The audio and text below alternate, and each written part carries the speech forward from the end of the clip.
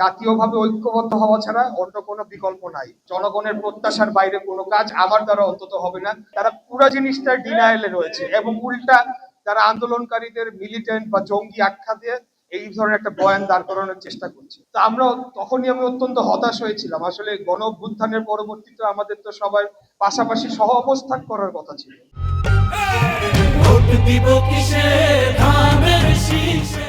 আমরা তো ওই পূর্ববর্তী সময়ে যে একটা শত্রুতা তৈরি হয়েছিল, যে রাজনৈতিক বিভাজন তৈরি করে জাতিকে বিভক্ত করা হয়েছিল, সেখান থেকে তো আমরা পরিবর্তন ঘটিয়ে একটা গণতান্ত্রিক রাষ্ট্র চাচ্ছিলাম। কিন্তু এই ধরনের কর্মকাণ্ড যখন করে তখন তো আর আমাদের মধ্যে সেই সৌহার্দ্যপূর্ণ পরিবেশটা আর বজায় থাকে না। তখন তো আমাদেরকে বাধ্য হয়ে আবারও 1971 সালে তাদের যে গণহত্যা তারা সংগঠিত করেছিল, তারা যে তার তৎকালীন পাকিস্তানি হানাদার বাহিনীর পক্ষ হয়ে আমাদের মা বোনেদের ধর্ষণ, ইজ্জত, সম্মান হানি করেছিল, এই কথাগুলো আমাদেরকে বলতে হয়। তখন কিন্তু আর আমাদের সেই সৌহার্দ্যপূর্ণের জায়গাটা থাকে না।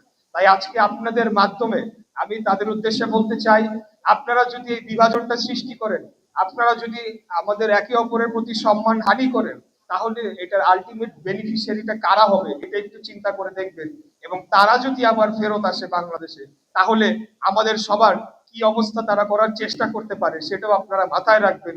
ভুলে যাবেন না, পার্শ্ববর্তী দেশেই বসেই কিন্তু সকল ষড়যন্ত্র হচ্ছে, সেখান থেকে অর্থায়ন হচ্ছে।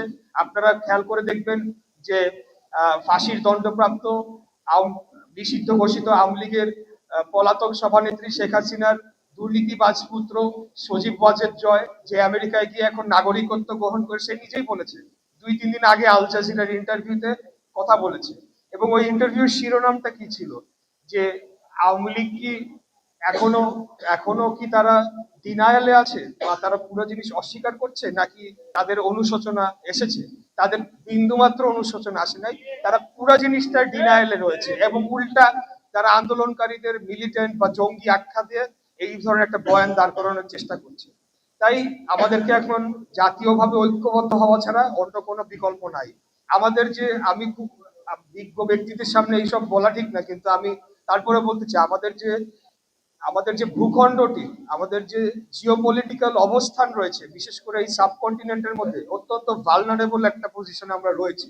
তাই এখানে এখন জাতীয় ঐক্য কোনো বিকল্প নাই। হ্যাঁ, আমাদের মধ্যে রাজনৈতিক প্রতিদ্বন্দ্বিতা থাকবে, কিন্তু সেটা যাতে হয় সৌহার্দ্যপূর্ণ এবং ভোটের রাজনীতির মধ্যে যাতে সীমাবদ্ধ থাকে।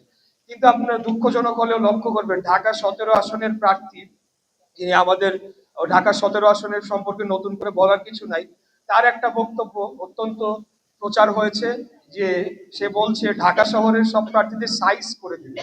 এই কথাটা আমি গতকালকেও বলেছি, যে সেই প্রার্থী যদি বলতো ঢাকা শহরের সব প্রার্থীদের আমরা হারায় দিব বা পরাজিত করে দিব, তাহলে তো আমার কিছু বলার ছিল না। কিন্তু সাইজ শব্দটার অর্থ কি?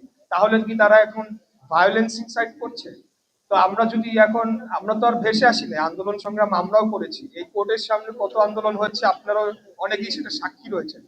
এখন যদি তারা আমাদের সাথে সেই ধরনের একটা মানে একটা খেলা শুরু করতে চায়, সংঘাতে জড়াতে চায়, তাহলে তো আমরা সেই বিষয়ে কোনো ছাড় দিব না, তাই না? স্বাধীনতা বিরোধীদের, রাজাকারদের ছাড় দেওয়ার কোনো সুযোগ নাই। ফ্যাসিবাদ বিরোধী আন্দোলনে আমরা একসাথে ছিলাম, ঠিকই আছে, এবং আমরা উদারতা দেখিয়েছি। আমাদের শহীদ রাষ্ট্রপতি জিয়াউর রহমানের উদারতার ফলেই তো তারা আবার রাজনৈতিক নিবন্ধন ফেরত পেয়েছিল, কিন্তু সেটাকে তো তারা সম্মান জানাচ্ছে না। তো যাই হোক, আর বক্তব্য দীর্ঘায়িত করব না, যেহেতু একটু পরে আজান দিয়ে দিবে যে কোনো সময়, আমরা দোয়া মাহফিলে সংযুক্ত হব। সব শেষে আমি সবাইকে ধন্যবাদ এবং কৃতজ্ঞতা জানাচ্ছি, এবং আমি সকলের কাছে একটা দাবি নিয়েই বলছি, এবার আমাকে একটা সুযোগ করে দেওয়ার জন্য আপনারা সহযোগিতা করেন।